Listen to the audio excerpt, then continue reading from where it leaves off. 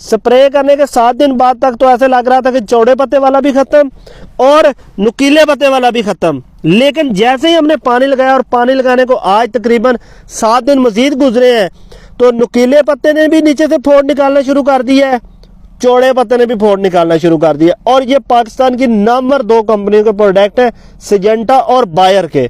और मैं ऐसा नहीं हूं कि इन कंपनियों के खिलाफ हूं, मैंने एक्सेल और बैक्टल सुपर की तारीफी वीडियो भी डाल रखी है कि जब 7 दिन के बाद मैंने आगे रिजल्ट देखा तो बहुत अच्छा था। मुझसे बहुत सारे भाई ने पूछा तो मैंने यही कहा था कि भाई बहुत अच्छा रिजल्ट है। लेकिन अब पानी लगने के जब 7 मजीद दिन गुजरे हैं तो ये इनका मुकाला सामने आ चुका है। मजीद आप ये देख सकते हैं, ये है मेरे भाई दुम्बी सिटी, ये देखें, ये यहाँ से सूख गई थी, ये आपको क्लियर नजर आ रही है, ठीक है। और जैसे ही पानी और खाद लगा है, इसका नया नीचे से शगुफा निकल आया है। तो ये तो बहुत खतरनाक बात है भाई। चले नई उग जाती है समझ में आती है, लेकिन ये पुरानी फूट रही है तो फिर हमारे स्प्रे करने का क्या फायदा।